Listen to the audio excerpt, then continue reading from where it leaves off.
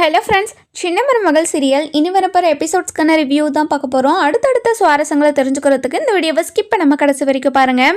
நம்ம ராஜாங்க இருந்துட்டு தாமரைக்கு ஒரு மாப்பிள்ளையை பார்த்துட்டாங்க இல்லையா, இதை நினச்சி சாவித்திரியும் தாமரையும் பயங்கர கடுப்பில் இங்குக்கும் அங்குக்கும் நடந்துக்கிட்டே இருக்காங்க. இங்கே பாருங்கம்மா, எனக்கு இந்த கல்யாணத்தில் விருப்பமே இல்லைம்மா, அந்த மாப்பிள்ளையை பார்த்தியா பழம் மாதிரி இருக்காம்மா, கண்டிப்பாக நான் இவனை கட்டிக்கவே மாட்டேன் அப்படின்னு சொல்லவும், இங்கே பாருடி, நான் மட்டும் உன்னை கல்யாணம் பண்ணி வைக்கிறேன்னு சொல்லிட்டேன்னா என்ன, இங்கே பாரு ஏதாச்சும் பண்ணுற, நீ அமைதியாக இரு அப்படின்னு சொல்லிட்டு இந்த பக்கம் நம்ம சாவித்திரி மண்டையை குறைஞ்சிக்கிட்டு இருக்காங்க. இந்த பக்கம் பார்த்தீங்கன்னா நம்ம ஈஸ்வரி இருந்துட்டு தமிழ்ச்செல்விக்கு வளகாப்பு நடக்கவே கூடாது அப்படின்னு யோசிச்சுக்கிட்டு இருக்காங்க. அந்த நேரம் பார்த்து நம்ம போஸ் வராரு. வந்த உடனே என்னடா போஸு, உன்னை பார்த்தே ரொம்ப நாள் ஆன மாதிரியே இருக்குடா, என்னடா பண்ணிக்கிட்டு இருக்கேன், ஒழுங்காக சாப்பிட்றியா இல்லையா, இழைச்சி போயிட்டேடா அப்படின்னு சொல்லவும், இங்கே பாருமா, எனக்கு நல்ல கல்யாணத்தை பண்ணி வச்சுட்டேம்மா, நீ இப்போ பார்த்தியா அந்த கல்யாணத்தை பண்ணிக்கிட்டதுனால நான் ஒவ்வொரு நாளும் சித்திரவதையை அனுபவிச்சுக்கிட்டு இருக்கேம்மா, என்னால் தாங்க முடியலம்மா, நான் எப்படி இருந்தவன் தெரியுமா, ஆனால் இப்போது என்னவே பார்த்தா எனக்கே அருவருப்பாக இருக்குதுமா அப்படின்னு சொல்லவும், இங்கே பாருடா, அதுக்கு எல்லாத்துக்கும் காரணம் அந்த தாமரையும் சாவித்திரியும் தானே, அவங்கள நான் சும்மாவே விட மாட்டேன்டா, அவங்க பொண்ணுக்கு கல்யாணம் பண்ணி வைக்கிறேன்னு சொல்லியிருக்காங்கல்ல, கண்டிப்பாக அந்த கல்யாணத்தில் நான் ஒரு பெரிய விஷயம் பண்ண போகிறேன்டா, நீ கவலையப்படாத, பழிக்கு நான் வாங்கியே தீருவேன் அப்படின்னு சொல்கிறாங்க.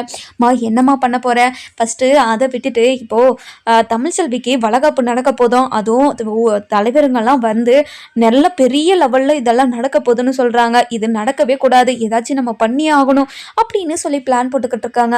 என்னம்மா பண்ண போற, நீ ஏதாச்சும் பண்ண போறியா, ஏதாச்சும் பிளான் இருந்தால் முதலே சொல்லிடுமா, அதுக்கப்புறம் எனக்கு தெரியாம நான் ஏதாவது உளறி வச்சிட போறேன் சரியா அப்படின்னு சொல்லவும், இங்க பாருடா, நீ வாயை திறக்காம இருந்தாவே போதும், கண்டிப்பாக எல்லாமே நல்லபடியாக நடக்கும் சரியா அப்படின்னு சொல்லிக்கிட்டு இருக்காங்க. இந்த பக்கம் பார்த்தீங்கன்னா நம்ம ராஜாங்க இருந்துட்டு பயங்கர சந்தோஷத்தில் தமிழ்ச்செல்விக்கு இப்படி பண்ணணும் அப்படி பண்ணணும் ஒவ்வொன்றுத்தையும் யோசிச்சுக்கிட்டே இருக்காங்க. அதுக்கப்புறம் நம்ம கருப்புக்கிட்டேயும் நடேசனுக்கிட்டேயும், இங்கே பாரு கருப்பு, அதாவது வளகாப்பு அன்னைக்கு 10 பேருக்கு நம்ம இலவசமாக வளகாப்பு பண்ணி வைக்கிறோன்னு சொன்னோம் இல்லையா, அதனால் நீ ஊரில் போயிட்டு யாரெல்லாம் மாசமாக இருக்காங்க, 7 மாதத்தில் இருக்கிறவங்க எல்லாருமே நீ கூட்டிகிட்டு வந்திருப்பான் அப்படின்னு சொல்லவும், இங்கே பாருங்க மாமா, 7 மாசத்துல இருக்கிறவங்களே என்னால் தேடி கண்டுபிடிக்க முடியாது, அதனால 9 மாசம் 5 மாசம் அந்த மாதிரி இருக்கிறவங்களெல்லாம் கூட்டிட்டு வரவான் அப்படின்னு கேட்குறாங்க.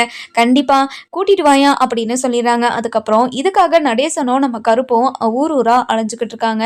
இந்த பக்கம் பார்த்தீங்கன்னா நம்ம தமிழ்ச்செல்வி இருந்துட்டு பயங்கர சந்தோஷமா, இங்க பாருங்க, எனக்காக இவ்வளோ விஷயம் பார்த்து பார்த்து பண்ணிக்கிட்டே இருக்கீங்க, ஆனா ஏதோ ஒரு மனசு ஓரத்துல இதெல்லாம் பொய், இதெல்லாம் நம்பாத, கண்டிப்பா உன்னை இந்த வீட்டை விட்டு துரத்து தான் போறாங்க அப்படின்னு என் மனசுக்குள்ளே தோணிக்கிட்டே இருக்கு, எனக்கு என்ன பண்ணுறதுனே தெரியலங்க, இதெல்லாம் உண்மைதானா இல்லை நான் கனவு இது கண்டுக்கிட்டு இருக்கேனா அப்படின்னு சொல்லி கேட்கவும், இங்கே பாரு தமிழ், நீ கவலையப்படாத, இதை எல்லாமே நிஜம்தான், நான் சாகிற வரைக்கும் உன்னை உன் மூஞ்சில் சிரிப்போடு தான் நான் பார்த்துட்டு போகணுமே தவிர உன்னை கஷ்டப்படுத்தவே மாட்டேன், நான் இப்போ வரைக்கும் அனுபவிச்சிட்டேன்ல, இனிமேல் நான் எந்த ஒரு தப்புமே பண்ண மாட்டேன், அதே மாதிரி நீயும் என்கிட்ட எதுவுமே மறைக்கக்கூடாது அப்படின்னு சொல்கிறாங்க. இங்கே பாருங்கள், கண்டிப்பாக நான் இனிமேல் உங்ககிட்ட எதுவுமே மறைக்க மாட்டேன், அப்படி இருந்தும் ஏதோ என் மனசுக்குள்ளே ஏதோ உறுத்திக்கிட்டே இருக்குதுங்க அப்படின்னு சொல்கிறாங்க. இங்கே பாரு தமிழ், மனசு போட்டு குழப்பிக்காம நீ சந்தோஷமா இரு, வளகாப்பை கண்டிப்பாக நல்லபடியாக நடத்திடலாம் சரியா அப்படின்னு சொல்லிக்கிட்டு இருக்காங்க. இந்த பக்கம் பார்த்தீங்கன்னா நம்ம மோகனா இருந்துட்டு தமிழோட அதாவது ரூம்க்கு வராங்க. வந்த உடனே சேதோ தமிழ் அப்படின்னு சொல்லி கூப்பிட்டுக்கிட்டே வரவும், அதுக்கப்புறம் நம்ம ராஜாங்க அதாவது சேதோ இருந்துட்டு வாங்க சின்னம்மா வாங்க அப்படின்னு சொல்லி கூப்பிட்றாங்க. வந்த உடனே நம்ம அதாவது மோகனா இருந்துட்டு தமிழ்ச்செல்வி கிட்ட, தமிழ் உனக்கு சாப்பாடெல்லாம் செஞ்சு வச்சிருக்கேன் தமிழ், வா சாப்பிடுவேன் அப்படின்னு சொல்லி கூப்பிடவும், அத்தை நீங்கள் கீழே இருந்தே கூப்பிட்டு இருந்தா நான் வந்திருப்பேன்ல, மேலே வரைக்கும் நீங்கள் எதுக்காக கஷ்டப்பட்டு நடந்து வரீங்க சொல்லுங்கள், இங்கே பாரு தமிழ், உனக்காக தானே நான் இது எல்லாத்தையும் செய்கிறேன், இதுக்கு முன்னாடி நீ மாசம் ஆயிட்டேன்னு தெரிஞ்ச உடனே உனக்கு வகை வகையாக சமைச்சு போடணும்னு ஆசையாக தான் இருந்துச்சு, ஆனால் நீ தான் இந்த வீட்டுக்கு வரமாட்டேன்னு சொல்லிட்டேன், அதனால் நான் என்ன பண்ண முடியும் சொல்லு, இங்கே பாரு தமிழ், கண்டிப்பாக நீ குழந்தை பிறக்கிற வரைக்கும், குழந்தை பிறந்துட்டும் கூட நான் உனக்கு எல்லா சேவையும் செய்யணும்னு ஆசைப்பட்றேன், அதை நீ தடுக்கவே கூடாது, நீ அத்தை நீங்கள் செய்யாதீங்கன்னு என்ன சொல்லக்கூடாது, வா முதல்ல இருந்துச்சு வா அப்படின்னு சொல்லவும், இங்கே பாரு தமிழ், அம்மா சொல்கிறாங்கல்ல கேளு அப்படின்னு சொல்லிடுறாங்க. இதை கேட்டுட்டு நம்ம அதாவது மோகனாக்கு பயங்கர சந்தோஷம், தன்னை அம்மாவா ஏற்றுக்கிட்டு இப்போது அம்மா மாதிரி நம்மளை நடத்துகிறானே அப்படின்னு சொல்லிட்டு பயங்கர சந்தோஷப்படுறாங்க. அதுக்கப்புறம் தமிழ்ச்செல்வியை கூட்டிகிட்டு போயிட்டு சாப்பாடெல்லாம் பரிமாறி விடுறாங்க. இன்னொரு பக்கம் பார்த்தீங்கன்னா நம்ம ராஜாங்க இருந்துட்டு ஒரு மாதிரி ஏதோ மனசுக்குள்ள தப்பாக தோன்ற மாதிரியே தோணிக்கிட்டு இருக்கு. அதுக்கப்புறம் நம்ம அப்பத்தா இருந்துட்டு என்னையா ராஜாங்கம் ஒரு மாதிரி இருக்குது மூஞ்சி என்னாச்சியா அப்படின்னு சொல்லி கேட்கவும், இங்கே பாருங்க அப்பத்தா எனக்கு என்னவோ நடக்கிறதெல்லாம் சரியா படலை, என்னமோ தப்பாக நடக்கிற மாதிரியே இருக்குது அப்படின்னு சொல்கிறாங்க. என்னையா சொல்கிற நீ சொல்கிறதெல்லாம் கேட்டால் எனக்கு ரொம்ப ரொம்ப கஷ்டமாக இருக்குதுயா, கண்டிப்பாக அதுக்கு ஏதாச்சும் பண்ணி ஆகணும், ஜோசியர் எதுவும் வர வைக்கலாமாயா அப்படின்னு சொல்லி கேட்கும். ஆமா அப்பத்தா, உங்ககிட்ட நான் அதை சொல்லலான்னு தான் இருந்தேன், அவரை வர வச்சு இதுக்கு என்ன ஏதுன்னு கேளுங்க அப்பத்தா அப்படின்னு சொல்கிறாங்க. அதுக்கப்புறம் ஜோசனையும் வர வச்சுறாங்க. வர வச்ச உடனே நம்ம ராஜாங்க இருந்துட்டு இங்கே பாருங்க சாமி, இப்படி தான் எனக்கு தோணுது இருக்குது அப்படின்னு நடந்த விஷயத்தெல்லாம் சொல்லவும் இதெல்லாம் கேட்டுக்கிட்டு இருந்தேன். நம்ம ராஜாங்க அதாவது சாமியார் இருந்துட்டு இங்கே பாருங்க ஐயா, உங்கள் வீட்டில் ஒரு பெரிய விஷயம் நடக்க போகுது, அந்த விஷயத்தால் இந்த குடும்பம் ரெண்டாக பிரியலாம், அதாவது இந்த குடும்பம் இருந்துட்டு செதற தேங்காய் மாதிரி ஒவ்வொரு பக்கமும் செதறி போய் கிடக்கும், அதனால நீங்க கொஞ்சம் ஜாக்கிரதையா தான் இருக்கணும் அப்படின்னு சொல்றாங்க. என்ன சாமி சொல்றீங்க, எந்த வகையில பிரச்சனை வரும்னு சொல்லிட்டு உங்களுக்கு தெரியுமா சாமி அப்படின்னு சொல்லி கேட்கவும், இங்க பாருங்க சாமி, இங்க பாருங்க ஐயா, நீங்க எந்த வகையில பிரச்சனை வரும்னு எனக்கு தெரியல, ஆனா எல்லா எல்லா வகையிலும் நீங்க கொஞ்சம் ஜாக்கிரதையா இருக்கிறது தான் நல்லதுன்னு எனக்கு தோணுது, நீங்க கவலைப்படாம இப்போ போயிட்டு நீங்கள் உங்கள் வேலையை பார்த்தா நல்லா இருக்கும்னு எனக்கு தோணுது அப்படின்னு சொல்கிறாங்க. இதை கேட்டுட்டு நம்ம ராஜாங்கத்தால் நிம்மதியாக இருக்கவே முடியல. இங்கே பாருங்க சாமி, இப்படி ஒரு விஷயத்த நீங்கள் சொல்லிட்டீங்க, சொன்னதுக்கப்புறம் எப்படி என்னால் நார்மலாக இருக்க முடியும், அதனால் நீங்கள் ஏதாச்சும் என்கிட்ட சொல்லுங்கள் சாமி, என்னால் இதை ஏற்றுக்கவே முடியல அப்படின்னு சொல்லிக்கிட்டு இருக்காங்க. அதுக்கப்புறம் நம்ம சேது இருந்துட்டு இங்கே பாருங்கப்பா, அவங்க தான் எல்லா வகையிலையும் நீங்கள் கொஞ்சம் ஜாக்கிரதையாக இருக்கணும்னு சொன்னாங்கல்லப்பா, அதனால் நம்ம கொஞ்சம் ஜாக்கிரதையாகவே இருக்கலாம், நீங்கள் கவலையே படாதீங்க அப்படின்னு சொல்கிறாங்க. அதுக்கப்புறம் என்ன, நம்ம அப்பத்தா இருந்துட்டு ஐயோ கருப்பு என்ன இந்த குடும்பத்துக்கு இவ்வளோ பெரிய கஷ்டத்தை கொடுத்துக்கிட்டே இருக்குது, ஒன்று போனால் ஒன்றுன்னு இந்த வீட்டில் பிரச்சனை நடந்துக்கிட்டே இருக்குது, இப்போ தான் என்னோட பேத்தியும் பேரனும் ஒன்று சேர்ந்து வாழ ஆரம்பித்தாங்க, இதுக்கப்புறமும் என் குடும்பத்தில் எந்த ஒரு பிரச்சனையுமே வராதுன்னு நினச்சிக்கிட்டு இருந்தேன், ஆனால் இப்படி ஒரு விஷயத்த உன் மூலியமாக தெரிய வச்சுட்டியே, அதுக்கு ஏதாவது பரிகாரம் இருந்தால் கூட சொல்லு சாமி, நாங்கள் பண்ணிடுறோம் அப்படின்னு சொல்கிறாங்க. இங்கே பாருங்கம்மா, ஒரு சில விஷயத்துக்கு தான் பரிகாரம் இருக்குது, ஒரு சில விஷயத்துக்கு பரிகாரமே இல்லை, கடவுளாக பார்த்து நமக்கு பண்ணுறதாம்மா, நீங்கள் எல்லாருமே கடவுளை நம்புங்க, கடவுளை நம்பினா கண்டிப்பாக யாருமே கைவிட மாட்டார் அவர் அப்படின்னு சொல்கிறாங்க. இதெல்லாம் கேட்டுட்டு நம்ம தமிழ்ச்செல்வி இருந்துட்டு இங்கே பாருங்க அப்பத்தான், நீங்கள் கவலையே படாதீங்க, கண்டிப்பாக நம்ம எல்லா வகையிலும் கொஞ்சம் ஜாக்கிரதையாக இருக்குவோம், அதே மாதிரி நம்ம கடவுளை நம்புவோம், கடவுள் நம்மளை கைவிட மாட்டாருன்னு எனக்கு தோணுது, நீங்கள் இப்படியெல்லாம் அழுகாதீங்க அப்படின்னு சொல்கிறாங்க. இல்லை தமிழ், எனக்கு ரொம்ப பயமாக இருக்குது, இந்த குடும்பம் செதறி தேங்காய் மாதிரி செதறி போயிடுச்சுன்னா அதை பார்க்குறதுக்கு நான் உயிரோடு கூட இருக்க மாட்டேன், அது என்னால் பார்க்கவும் முடியாது, இந்த குடும்பம் எப்போவுமே பிரியாமல் ஒன்றாவே இருக்கணும் தான் நான் ஆசைப்பட்டுக்கிட்டு இருக்கேன், ஆனால் இப்படி ஒரு விஷயம் மட்டும் நடக்கலைன்னா கண்டிப்பாக நான் உயிரவே விட்டுருவேன் அப்படின்னு சொல்கிறாங்க. இதெல்லாம் கேட்டுட்டு ராஜாங்க வந்துட்டு என்ன ஆத்தா பேசுகிற, நீ பேசுறது கொஞ்சமாவது சரியா இருக்கா, இங்கே பாராத்தா இந்த மாதிரி பேசுகிற வேலைலாம் வச்சுக்கூடாது சரியா அப்படின்னு சொல்லி திட்டி விடுறாங்க. அதுக்கப்புறம் கருப்பு இருந்துட்டு இங்கே பாருங்க அப்போ தான் நீங்கள் இந்த மாதிரிலாம் பேசிக்கிட்டு இருக்காதுங்க, கண்டிப்பாக இந்த வீட்டுக்கு எந்த ஒரு பிரச்சனையுமே வராது அப்படின்னு சொல்லிக்கிட்டு இருக்காங்க. அந்த நேரம் பார்த்து நம்ம தாமரையும் சாவித்திரியும் வராங்க. வந்த உடனே இங்கே பாருங்கண்ணே, உங்ககிட்ட நான் ஒரு விஷயம் பேசணுண்ணே, என் பொண்ணுக்கு இந்த கல்யாணம் பிடிக்கலையானே, அதனால இந்த கல்யாணத்தை கொஞ்ச நாள் தள்ளி வைங்க, அந்த கல்யாணத்தை மட்டும் இல்லை, இந்த மாப்பிள்ளையே வேண்டான்னு சொல்றா அவ அப்படின்னு சொல்றாங்க. என்ன சாவித்திரி நீ பேசுகிற, உன் பொண்ணுக்கு கல்யாணம் வேண்டாம்னு சொல்லிக்கிட்டே தான் இருப்பான், அதுக்காக நீ கல்யாணத்தை பண்ணி வைக்காம இருப்ப, இங்கே பாருங்கண்ணே கண்டிப்பாக என் பொண்ணுக்கு கல்யாணம் பண்ணி வைப்பேன், நீ இப்போதைக்கு என் பொண்ணுக்கு கல்யாணம் வேண்டான்னு சொல்கிறா, ப்ளீஸ்ண்ணே என் பேச்சு இது ஒரு தடவை மட்டும் என் பேச்சை கேட்டு இந்த மாப்பிள்ளை மட்டும் வேண்டாம், நான் அடுத்த தடவை கண்டிப்பாக உங்ககிட்ட என் பொண்ணே வந்து கல்யாணம் பண்ணிக்கிறேன்னு சொல்ல வைக்கிறேன் நான் அப்படின்னு சொல்கிறாங்க. இதை கேட்டுட்டு இல்லை சாவித்திரி, இதில் எனக்கு நம்பிக்கை இல்லை, அதனால உன் பொண்ணு இந்த கல்யாணத்துக்கு ஒத்துக்க சொல்லு, அதெல்லாம் தெரியாது, இன்னும் 2 முகூர்த்தத்தில் உன் பொண்ணுக்கு கல்யாணம் ஏற்பாடு பண்ணிட்டேன் அப்படின்னு சொல்கிறாங்க. இங்கே பாருங்கண்ணே, என் பொண்ணு கட்டிக்க போகிறவன் அவளுக்கு விருப்பம் இல்லாமல் அவள் எப்படி சந்தோஷமாக இருப்பாங்கன்னு நினைக்கிறீங்க, நீங்கள் எப்படி அவளுக்கு பிடிக்காத வாழ்க்கையை நீங்கள் அமைச்சு கொடுக்கலாம், இங்கே பாருங்கண்ணே சேதுக்கு மட்டும் அவனுக்கு பிடிச்ச வாழ்க்கையை அமைச்சு கொடுத்தீங்க, ஆனால் என் பையன் என்னோட பொண்ணு உங்களுக்கு அவ்வளோ இலக்காரமாக போயிடுச்சா சொல்லுங்கள், என் பொண்ணு ஆசைப்பட்ட வாழ்க்கையை கூட வாழக்கூடாதா, இப்போ என் பொண்ணுக்கு பிடிக்காம அங்கே போய் என்ன பண்ண போறா சொல்லுங்க அப்படின்னு சொல்லவும், இதை கேட்டுட்டு நம்ம அப்பத்தான் இருந்துட்டு இங்கே பாரியா ராஜாங்க அதுக்கப்புறம் கல்யாணம் பண்ணி வச்சுட்டு இவளுக்கு பிடிக்காம அந்த சித்ரா மாதிரியே இவளும் வீட்டில் வந்து உக்காந்துக்க போகிறா. அதனால் அவளுக்கு பிடிச்ச மாதிரியே நம்ம கல்யாணம் பண்ணி வச்சிடலாம். இந்த மாப்பிள்ளையை வேண்டான்னு சொல்லிடுப்பா அப்படின்னு சொல்லிடுறாங்க. சரிங்க ஆத்தா, என்னமோ பண்ணிட்டு போங்க, ஏதோ காலகாலத்தில் நடக்க வேண்டியதெல்லாம் நடக்கட்டும்னு நான் சொல்லிக்கிட்டு இருந்தேன். ஆனால் இவங்க எதுவுமே புரிஞ்சுக்காம இப்படியெல்லாம் பேசிக்கிட்டு இருக்காங்க, என்னமோ பண்ணி தொலைங்க அப்படின்னு சொல்லிட்டு அங்கேருந்து எழுந்து போயிடுறாங்க. இதை கேட்ட நம்ம சாவித்திரிக்கும் அதுக்கப்புறம் நம்ம தாமரைக்கும் பயங்கர சந்தோஷம். அதுக்கப்புறம் உள்ளே போயிட்டு, மா ரொம்ப சந்தோஷமாக இருக்குதுமா, மா நீ இப்படியெல்லாம் பேசலைன்னா கண்டிப்பாக மாமா எதுவுமே ஒத்துக்கவே மாட்டேன்ட்டாரு, அதனால ரொம்ப சந்தோஷமா நீ இப்படி பேசுனதுனால ஒத்துக்கினாரு அப்படின்னு சொல்லிக்கிட்டு இருக்காங்க. இன்னொரு பக்கம் பார்த்தீங்கன்னா நம்ம ஈஸ்வரி வந்துட்டு பயங்கர சந்தோஷமா சித்ரா கிட்ட, இங்கே பாரு சித்ரா, அவங்க தலையிலே அவங்களே மண்ணை வாரி போட்டுக்கிறாங்க, ரொம்ப சந்தோஷமா இருக்குதுல்ல அதெல்லாம் பார்த்தா அப்படின்னு சொல்லவும், அடுத்தவங்க கெட்டு போகிறத பார்த்து சந்தோஷமா இருக்கிறவங்கள இங்கே தான் நான் பார்க்குறேன். மற்றவங்களுக்கு கஷ்டம்னா அது உதவி பண்ணுறது ஒரு மனம், இன்னொன்று மற்றவங்க கஷ்டப்படுறத பார்த்து பார்த்து ரசிச்சுக்கிற ஒரு இன்னொரு மனம், என்னதான் உலகமோ இது அப்படின்னு நான் அதாவது சொல்லிக்கிட்டு இருக்காங்க. அதுக்கப்புறம் என்ன, நம்ம சேது இருந்துட்டு தமிழ்ச்செல்வி கிட்ட போய், நீ இனிமே காலேஜுக்கெல்லாம் போக வேண்டாம் கொஞ்ச நாளைக்கு அப்படின்னு சொல்கிறாங்க. என்னங்க சொல்கிறீங்க, நான் காலேஜுக்கு போகலன்னா எப்படி நான் படிப்பேன் சொல்லுங்கள். இங்கே பாரு தமிழ், நான் உங்கள் டீச்சர்கிட்டலாம் நான் எல்லாத்தையும் பேசிட்டேன் அப்படின்னு சொல்கிறாங்க. என்னங்க டீச்சரா, அவங்க ப்ரொஃபஸருங்க அப்படின்னு சொல்லவும், ஏதோ ஒன்று அவங்க கிட்டலாம் நான் பேசிட்டேன், அவங்க வந்து வீடியோ காலில் வந்து உங்களுக்கு ஆன்லைன் கிளாஸ்லேயே எல்லாத்தையும் அனுப்பி விட்டுறாங்களாமே, அதனால் நீ இங்கே இருந்து படிச்சுக்கோ சரியா அப்படின்னு சொல்கிறாங்க.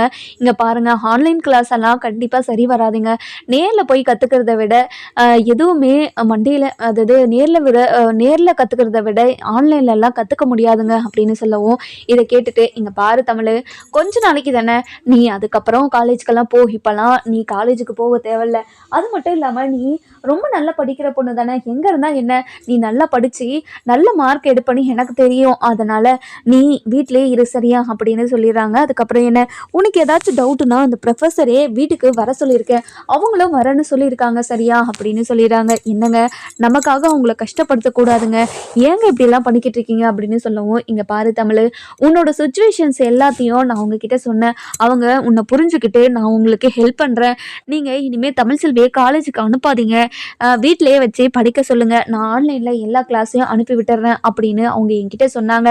அது மட்டும் இல்லாமல் டெய்லியும் அவங்க கிளாஸ் எடுக்கிறத வீடியோ எடுத்து உனக்கு அனுப்பி வைக்கிறேன்னு சொல்லியிருக்காங்க. கிளாஸில் உட்காந்துட்டு இருந்தாலையும் நீ போயிட்டு அதை கவனிக்க தானே போகிற, அவங்கக்கிட்ட இது வரைக்கும் எந்த கேள்வியும் கேட்டதில்லைல்ல, அது மட்டும் போதில்ல, அவங்க கிளாஸ் எடுக்கிறது உனக்கு வீடியோவாக இங்கே வந்துடும், நீ கவலையே படாத அப்படின்னு சொல்லிடுறாங்க. சரி, நம்ம தமிழ்ச்செல்வியும் சரின்னு ஒத்துக்கிறாங்க. இன்னொரு பக்கம் பார்த்தீங்கன்னா வளகாப்புக்கு தேவையான எல்லா ஏற்பாடும் பண்ணிக்கிட்டு இருக்காங்க. வளகாப்புக்கு ரொம்ப ஆர்ப்பாட்டமாக எல்லாத்தையும் ரெடி பண்ணிக்கிட்டு இருக்கோம். இந்த பக்கம் பார்த்தீங்கன்னா நம்ம ஈஸ்வரி வந்துட்டு ரொம்பவே கோவமாக உக்காந்துக்கிட்டு இருக்காங்க. அதுக்கப்புறம் நம்ம சித்ரா வந்துட்டு, என்னம்மா பண்ண போகிற, எல்லா வழியும் பரபரப்பாக நடந்துக்கிட்டு இருக்கு, நீ ஏதாச்சும் பண்ணி இது எல்லாத்தையும் நிப்பாட்டுவோன்னு பார்த்தா நீ எதுவுமே பண்ணாமல் அமைதியாகவே உக்காந்துக்கிட்டே இருக்கியம்மா, என்ன தான் பண்ண போகிற சொல்லுமா அப்படின்னு சொல்லி கேட்கவும், இதெல்லாம் கேட்டுக்கிட்டு இருந்தேன் நம்ம அதாவது ஈஸ்வரி வந்துட்டு, இங்கே பாரடி, உன் அம்மாவை பற்றி உனக்கு தெரியல, சரியாக தெரிஞ்சிருந்தா இப்படியெல்லாம் என்கிட்ட பேசியிருக்க மாட்டேன், கண்டிப்பாக அவளோட வளகாப்பு நடக்காதடி, அவள் உயிரோடே இருக்க மாட்டா அப்படின்னு சொல்லவும், என்னம்மா சொல்கிற, நீ சொல்கிறத கேட்டால் எனக்கே பயமாக இருக்குமா, நீ என்ன சொல்கிற சொல்லுமா அப்படின்னு சொல்லி கேட்கவும், நான் அதாவது அவங்க பிளான் போட்ட விஷயத்தெல்லாம் அப்படியே ஒரு மாதிரி சைலண்ட்டாக சொல்லிட்டு, இதை கேட்ட நம்ம ஈஸ்வரிக்கு பயங்கர சந்தோஷம். சித்ராக்கு பயங்கர சந்தோஷம். என்னம்மா, கண்டிப்பாக இந்த பிளான் ரொம்ப சூப்பராக ஒர்க் அவுட் ஆகும், அதனால் நம்ம இந்த பிளானே எக்ஸிக்யூட் பண்ணிடலாமா அப்படின்னு சொல்கிறாங்க. சரி, நம்ம இந்த பிளானை எக்ஸிக்யூட் பண்ணுறது யாருக்கும் தெரியக்கூடாது, போஸை வச்சு தான் இது எல்லாத்தையுமே பண்ணணும் அப்படின்னு சொல்லவும், போஸு ஃபஸ்ட்டே ஜெயிலில் இருக்கிற மாதிரி அந்த காவிய கிட்ட கொடுமையை அனுபவிச்சுக்கிட்டு இருக்காமா, இதுக்கு மேலே இந்த விஷயம் எல்லாருக்கும் தெரிஞ்சு போஸு தான் இது எல்லாத்தையும் பண்ணான்னு தெரிஞ்சால் கண்டிப்பாக போஸை சும்மாவே விட மாட்டாங்கம்மா, எல்லாரும் தம்பியை போட்டு ரொம்பவே கஷ்டப்படுத்திக்கிட்டு இருப்பாங்க, அதனால் நம்ம தம்பியை வச்செல்லாம் பண்ண வேண்டாமா, வேறு யாராவது வச்சு பண்ணலாமா அப்படின்னு சொல்கிறாங்க. இதை கேட்டுட்டு கொஞ்ச நேரம் யோசிக்கிறாங்க. நீ சொல்கிறதும் கரெக்டு தாண்டி, அந்த காவியக்கு மட்டும் விஷயம் தெரிஞ்சிச்சுன்னா கண்டிப்பாக நம்ம போஸை சும்மாவே விட மாட்டா, ஜெயிலுக்கு அனுப்பினாலே அனுப்பி வச்சிருப்பா, அதுவும் நம்மளையும் சேர்த்து கூட அனுப்பி வச்சிருவாடி, அவள் அப்படியேப்பட்டவ, அதனால் நம்ம போஸை வச்சு வேண்டாம், வேறு யாராச்சும் இதுக்கு தகுந்த ஆள் இருக்காங்களான்னு யோசிக்கணும்டி, யாருமே எனக்கு தெரிஞ்சு இல்லடி அப்படின்னு சொல்லவும், சொல்லவும் இது கேட்டுட்டு நம்ம சித்ரா யோசிச்சுக்கிட்டே இருக்காங்க. மா அதாவது நம்ம சொந்தக்கார வகையில் ஒருத்தர் இருக்காரு இல்லைம்மா, அவரை நம்ம கூப்பிட்டுக்கலாமே அப்படின்னு சொல்லவும், என்னடி சொல்கிற, கண்டிப்பாக நம்ம சொந்தக்காரன்னு தெரிஞ்சா நம்ம தானே மாட்டிப்போம். இங்கே பாரு, நம்ம சொந்தக்காரெல்லாம் இருக்கக்கூடாது, வேற ஒருத்தராக இருக்கணும், அப்போ தான் நம்ம மாட்டிக்காமல் சேஃபாக இது எல்லாத்தையும் பண்ண முடியும் சரியா அப்படின்னு சொல்கிறாங்க. இதெல்லாம் கேட்டுட்டு நம்ம சித்ராவும் ஈஸ்வரியும் பிளானை போட்டுக்கிட்டு இருக்காங்க. இந்த பக்கம் பார்த்தீங்கன்னா நகை, அதுக்கப்புறம் என்ன புடவைன்னு சொல்லிட்டு எல்லாமே எடுத்துகிட்டு வந்து துணிக்கடையில் இருந்தும் நகை கடையில் இருந்தும் நம்ம ராஜாங்க வீட்டில் நிற்கிறாங்க. அதுக்கப்புறம் நம்ம அப்பத்தா இருந்துட்டு, யார் யா நீங்கள்லாம் அப்படின்னு சொல்லி கேட்கவும், இங்கே பாருங்கம்மா, நாங்கள் துணிக்கடையில் இருந்தும் ஜவுளி கடையில் இருந்தும் வந்திருக்கோம், அதாவது நகை கடையில் இருந்தும் வந்திருக்கோம்மா அப்படின்னு சொல்கிறாங்க. இதெல்லாம் கேட்டுட்டு நம்ம அப்பத்தா இருந்துட்டு, அடே உள்ளே இருக்கிறவங்களெல்லாம் வாங்கடி, புடவை கடையில் இருந்தோம் நகை கடையில் இருந்தோம் நிறைய அது எல்லாத்தையும் எடுத்துகிட்டு வந்திருக்காங்க, வந்து உங்களுக்கு பிடிச்சதை எடுத்துக்கோங்கடி அப்படின்னு சொல்லிக்கிட்டு இருக்காங்க. இதெல்லாம் கேட்ட அந்த நகைக்கடையில் இருந்துட்டு, சரிங்கம்மா நான் கீழே உட்காந்து காட்டவா அப்படின்னு சொல்லி கேட்குறாங்க. சரியா, நீ கீழே உக்காரு, நான் எல்லாரையும் வர சொல்கிறேன் அப்படின்னு சொல்கிறாங்க. அதுக்கப்புறம் நம்ம தனமும் மலரும் ஃபஸ்ட்டு வராங்க. வந்த உடனே என்ன என்ன அப்போ தான் என்ன விஷயம் அப்படின்னு சொல்லி கேட்கும். இங்கே பாருடி, போயிட்டு தமிழையும் சேதியும் மேலே கூட்டிகிட்டு வாங்க, நகை கடையிலேருந்து புடவை கடையில் இருந்தும் ஆள் வந்திருக்காங்க, அவளுக்கு தேவையான புடவை நகையெல்லாம் எடுத்துக்கிட்டு அதுக்கப்புறம் நீங்கள்லாம் எடுத்துக்கோங்கடி உங்களுக்கு பிடிச்சதெல்லாம் அப்படின்னு சொல்கிறாங்க. சரிங்க அம்மாச்சி, நான் போய் கூட்டிகிட்டு வரேன் அப்படின்னு தனம் போயிட்டு மேலே தமிழ்ச்செல்வியையும் நம்ம சேதுவையும் கூட்டிகிட்டு வராங்க. வந்த உடனே நம்ம தமிழ்ச்செல்வி வந்துட்டு தமிழ்ச்செல்வி வந்துட்டு, என்ன அம்மாச்சி, இருக்கிற நகை புடவை எல்லாம் பத்தாதா, இதுக்கப்புறம் எதுக்காக, இருக்கிறதையே என்னால் கட்ட முடியல, இதெல்லாம் வேண்டாம் அம்மாச்சி அப்படின்னு சொல்லவும், இங்கே பாருடி, நீ வாயை திறக்கக்கூடாது, நல்ல விலை உசந்த புடவையாக எடுத்து நீ நாளைக்கு கட்டணும் சரியா அப்படின்னு சொல்கிறாங்க. இதெல்லாம் கேட்டுட்டு நம்ம சாவித்திரிக்கு அப்படியே ரொம்ப கடுப்பாகுது. என் மகளுக்கு ஏதோ ஒரு கல்யாணத்தை இன்னும் 2 வாரத்தில் பண்ணுறேன்னு சொல்லிக்கிட்டு, ஆனால் தன்னோட மருமகளுக்கு மட்டும் கட்சிக்காரங்களெல்லாம் கூப்பிட்டு வேறு லெவலில் இந்த ஃபங்க்ஷனை நடத்தணும்னு சொல்கிறாங்க. இதெல்லாம் ஏற்றுக்கவே முடியாத ஒரு விஷயம் அப்படின்னு பயங்கர கோவத்தில் இருக்கவும், இதெல்லாம் கேட்டுட்டு நம்ம சாவித்திரி இருந்துட்டு, என்னம்மா, என் மகளுக்கு ஏதோ ஒரு இது வசதியே இல்லாத ஒரு இடத்துக்கு என் பொண்ணை அனுப்பணும்னு நினச்சாரு உங்கள் மகன், ஆனால் என்னோட பொண்ணுக்கு அதாவது உங்களோட மருமகளுக்கு மட்டும் நல்ல வசதியாக இந்த வளகாப்பை நடத்தணும் அப்படின்னு சொல்லிக்கிட்டு இருக்கீங்க, இதெல்லாம் என்ன நியாயமா அப்படின்னு சொல்லவும், இங்கே பாருடி, எல்லாரும் அவங்கவுங்க நடந்துக்கிட்டு இருக்கிறத பொறுத்துடி, அவங்க நடந்துக்கிறத பொறுத்து தான் என்னோட மகன் அவங்களுக்கு என்ன பண்ணணுமோ அதை மட்டும்தாண்டி பண்ணுவான். நீ இந்த மாதிரிலாம் பேசிக்கிட்டு இருக்காம முதல்ல போயிட்டு உனக்கு தேவையான புடவையும் நகையும் எடுத்துக்கோப்போ அப்படின்னு சொல்கிறாங்க. மா, நீ பண்ணுறதெல்லாம் ரொம்ப ஓவராக இருக்குதுமா, எத்தனை நாளைக்கு தான் அவளை தலையில் தூக்கி வச்சு ஆடிக்கிட்டு இருக்கீங்கன்னு நானும் பார்க்குறேன் அப்படின்னு சொல்லிட்டு போய் புடவையையும் நகையும் பார்த்துக்கிட்டு இருக்காங்க. இங்கே பாருடி தாமரை, உனக்கு பிடிச்சது எல்லாத்தையும் எடுத்துக்கோடி, கல்யாணத்துக்கும் எடுத்துக்கலாம், நம்ம இப்போயும் எடுத்துக்கலாம், உனக்கு தேவையானது எல்லாமே எடுத்துக்கோடி அப்படின்னு சொல்கிறாங்க. மா, நமக்கு தேவையானதெல்லாம் எடுத்தா அவங்க சும்மா இருக்குவாங்களாம்மா, நம்மளை எதுவும் கேட்க மாட்டாங்கள்ல அப்படின்னு சொல்லவும், இங்கே பாருடி, யார் என்ன கேட்டாலும் நான் பார்த்துக்கிறேன், நீ உனக்கு பிடிச்சதெல்லாம் எடு அப்படின்னு சொல்கிறாங்க. நம்ம தமிழ் இருந்துட்டு அமைதியாகவே நின்றுருக்கிறத பார்த்தேன். நம்ம அப்பத்தான் இருந்துட்டு, ஏண்டி தமிழ், எதுக்காகடி நின்றுக்கிட்டே இருக்கேன், வாடி உக்காந்து உனக்கு பிடிச்ச புடவையெல்லாம் பாருடி அப்படின்னு சொல்லிக்கிட்டு இருக்காங்க. அதுக்கப்புறம் என்ன, நம்ம மலர், தனம், அதுக்கப்புறம் காவியா, தமிழ்ச்செல்வி, இவங்க 4 பேருமே உக்காந்து புடவையை செலக்ட் பண்ணிக்கிட்டு இருக்காங்க. நம்ம காவியா இருந்துட்டு, தமிழ், உனக்கு இந்த புடவை சூப்பராக இருக்கும் பாரா அப்படின்னு சொல்லி ஒவ்வொரு புடவையை எடுத்து கொடுத்துக்கிட்டு இருக்காங்க. ஒரு வழியாக ஒரு புடவையை செலக்ட் பண்ணுறாங்க. அதுக்கப்புறம் காவியாவுக்கு பிடிச்சது, தனத்துக்கு பிடிச்சது, அதுக்கப்புறம் மலருக்கு பிடிச்சதுன்னு ஒவ்வொன்றா எடுத்து வச்சிடுறாங்க. அதுக்கப்புறம் நகை பக்கம் போகிறாங்க. நகை பக்கம் போயிட்டு நல்லா டிசைனாக இருக்கிறதெல்லாம் காமிங்கங்கண்ணா அப்படின்னு சொல்லி கேட்டு வாங்கி எல்லாத்தையும் பார்த்துக்கிட்டு இருக்காங்க. அதுக்கப்புறம் தமிழ்ச்செல்விக்கு தேவையான நகையெல்லாம் எடுத்து வச்சுட்டு தனக்கு தேவையான நகையும் எடுத்துக்கிட்டு நம்ம காவியா எல்லாருக்கும் தேவையானதெல்லாம் எல்லாருக்கும் மனசுக்கு பிடிச்சி அவங்களுக்கு ஏற்ற நகையை எல்லாத்தையும் எடுத்து வச்சுக்கிட்டு இருக்காங்க. இதெல்லாம் பார்த்தா நம்ம அப்போ தான் இருந்துட்டு, என்ன காவியா, என்ன எல்லாருக்குமே எடுத்து வச்சிட்ருக்க போல், ஆமாம் அப்பத்தா, எல்லாருக்கும் அவங்கவுங்களுக்கு தேவையான நகையெல்லாம் எடுத்து வச்சிட்ருக்கேன், யாருமே தனக்கு வேணும்னு வந்து எடுத்துக்க மாட்றாங்க, அப்படி ஒரு மனசு யாருக்குமே வராதில்ல, அதனால தான் அவங்களுக்கு தேவையானதெல்லாம் நானே வாங்கி கொடுக்குறேன் அப்படின்னு சொல்கிறாங்க. இதெல்லாம் கேட்டு நம்ம சாவித்திரி இருந்துட்டு, என்ன காவியா, நீயே எடுத்து கொடுக்குறியா, நீ எடுத்து கொடுக்குறேன்னா நீயே காசு போட்டு எல்லாத்துக்கும் எடுத்து கொடுக்குறியா அப்படின்னு சொல்லி கேட்கவும், இங்கே பாருங்க, இந்த மாதிரி நக்கல் பண்ணுற வேலைலாம் என்கிட்ட வேணாம் தெரிஞ்சுக்கோங்க. இப்போது நீங்கள் எப்படி எப்படி எடுக்கிறீங்களோ மற்றவங்களுக்கும் அந்த மாதிரி போய் சேரணும்னு நினைக்கிறேன். அதாவது ஒட்டு மொத்தமாக ஒருத்தரையே அனுபவிக்கணும்னு நான் நினைக்கல சரியா அப்படின்னு நம்ம அதாவது சாவித்திரியை அசிங்கப்படுத்திடுறாங்க. இதை பார்த்தா நம்ம ஈஸ்வரிக்கும் சிரிப்பு வந்துடுது. என்ன அத்தாச்சு நீங்கள் எதுக்காக சின்ன பிள்ளைகிட்டலாம் என் மருமக கிட்ட வாயை கொடுத்து இப்படி அசிங்கப்பட்டுக்கிறீங்க? எதுக்காக அப்படியெல்லாம் பண்ணிக்கிட்டு இருக்கீங்க? உங்களுக்கு ஒருத்தருக்கே வேணும்னு சொல்லிட்டு அவ்வளோ நகையை எடுத்து வச்சுருக்கீங்க. ஆனால் என்னோட மருமக வீட்டில் இருக்கிற எல்லாருக்கும் இந்த நகை போய் சேரணுன்றதுக்காக எல்லாருக்குமே இதை பண்ணிக்கிட்டு இருக்கான். அவன் மனசு எங்க, உங்கள் மனசு எங்க அப்படின்னு சொல்லிட்டு பேசிக்கிட்டு இருக்காங்க. அதுக்கப்புறம் என்ன நம்ம ராஜாங்க வந்து என்ன எல்லாரும் புடவை நகைன்னு எல்லாமே செலக்ட் பண்ணிட்டீங்களா, எல்லாருக்கும் பிடிச்சதை எடுத்துக்கிட்டீங்களா அப்படின்னு சொல்லி கேட்கவும் ராஜாங்கம் எல்லாருக்கும் தேவையானதும் நம்ம காவியை எடுத்து வச்சுக்கிட்டு இருக்கா பாரு, நம்ம காவியம் பார்த்தா எனக்கு அவ்வளோ பெருமையாக இருக்குது, அவ்வளோ சந்தோஷமாக இருக்குது அப்படின்னு சொல்லி பேசிக்கிட்டு இருக்காங்க. இதெல்லாம் கேட்டுக்கிட்டு இருந்தேன் நம்ம சாவித்திரி இருந்துட்டு, என்னம்மா எங்களை பார்த்தெல்லாம் உனக்கு பெருமையாக தெரியலையா? என்ன உங்களுக்கு உங்கள் பேத்திங்க மட்டும்தான் முக்கியமா அப்படின்னு சொல்லி கேட்கவும், இங்கே பாருடி, இந்த மாதிரி பொறாமப்படுறலாம் வேலை வச்சுக்காதடி, அவங்க பண்ணுறதுக்கு நான் சொல்கிறேன். ஆனால் உன்னோட மகன் இந்த மாதிரி என்னைக்காவது பண்ணியிருக்காளா? மற்றவங்க சொத்தை எப்படி ஆட்டிய போடலான்னு நினைக்கிறவங்கள எப்படி நான் பாராட்ட முடியும் அப்படின்னு சொல்லி கேட்கவும், இதெல்லாம் கேட்டுக்கிட்டு இருந்தா தாமரை இருந்துட்டு, மா என்னம்மா எதுக்காக என்னை இவ்வளோ அசிங்கப்படுத்துகிறாங்க? இங்கே பாரும்மா, இந்த மாதிரி பேசிக்கிட்டே இருந்தாங்கன்னா கண்டிப்பாக நான் எனக்கு ரொம்ப கோவம் வந்துடும், அதுக்கப்புறம் ஏதாச்சும் பேசி விட்டுருவேன் தெரிஞ்சுக்கோ அப்படின்னு சொல்கிறாங்க. இதெல்லாம் கேட்டுக்கிட்டு இருந்த நம்ம சாவித்திரி இருந்துட்டு, இங்கே பாரும்மா, என் மகனை உனக்கு அவ்வளோ இலக்காரமாக போயிடுச்சாம்மா, மக பெத்த புள்ள தானம்மா, எதுக்காகம்மா இப்படியெல்லாம் பண்ணிக்கிட்டு இருக்க? என் பொண்டாட்டி ரொம்ப என்னோட பொண்ணு ரொம்ப பாவம்மா அப்படின்னு சொல்கிறாங்க. இதெல்லாம் கேட்டுட்டு நம்ம ராஜாவங்க இருந்துட்டு, என்ன உங்கள் சண்டையை ஆரம்பிச்சிட்டிங்களா? இந்த பொம்பளைங்க சண்டையே தீராது, எல்லாரும் கொஞ்சம் அமைதியாக இருக்கீங்களா? எல்லாரும் எடுத்துக்கிட்டாங்களா அப்படின்னு சொல்லிட்டு நகை கடைக்காரையும் நம்ம புடவை கடைக்காரையும் கேட்ட உடனே, எல்லாரும் எடுத்துக்கிட்டாங்க சார், எல்லாத்துக்கும் சேர்த்து ஒரு 1.5 கோடி ஆச்சுங்க சார் அப்படின்னு சொல்கிறாங்க. இதெல்லாம் கேட்டுட்டு நம்ம ராஜாங்க இருந்துட்டு பயங்கர சந்தோஷமாக, அவ்வளோதான் ஆச்சா அப்படின்னு சொல்லிட்டு எல்லாத்துக்கும் பே பண்ணிக்கிட்டு இருக்காங்க. இதெல்லாம் பார்த்த நம்ம காவியா இருந்துட்டு, இங்கே பாருங்க அங்கிள், உங்களுக்கு இருக்கிற மனசு யாருக்குமே வராதுங்க அங்கிள், நீங்கள் இப்படி எல்லாருக்கும் வாரி வாரி அள்ளி அள்ளி கொடுக்குறீங்க. ஆனால் உங்கள் மனசை புரிஞ்சுக்காமல் எங்கள் சிலரெல்லாம் உங்களை மனசை கஷ்டப்படுத்துகிற மாதிரி எல்லா வேலையும் பண்ணிக்கிட்டு இருக்காங்க. இதெல்லாம் நினச்சாதான் எனக்கு ரொம்ப கஷ்டமாக இருக்குது. இப்படியெல்லாம் பண்ணுறவங்க எங்கள் வீட்டில் இருந்தாங்கன்னா கண்டிப்பாக அவங்கள வீட்டுக்குள்ளே நான் சேர்த்துருக்கவே மாட்டேன். ஆனால் எல்லாரையும் நீங்கள் மன்னித்து வீட்டுக்குள்ளே சேர்த்து இப்படி 3 வேளையும் சாப்பாடு போட்டு அவங்களுக்கு தேவையானது எல்லாத்தையும் வாங்கி கொடுத்தாலும் அவங்களுக்கு பத்தாமல் ரொம்ப ஒரு மாதிரி உங்களை கஷ்டப்படுத்துகிற மாதிரி பண்ணுறாங்க.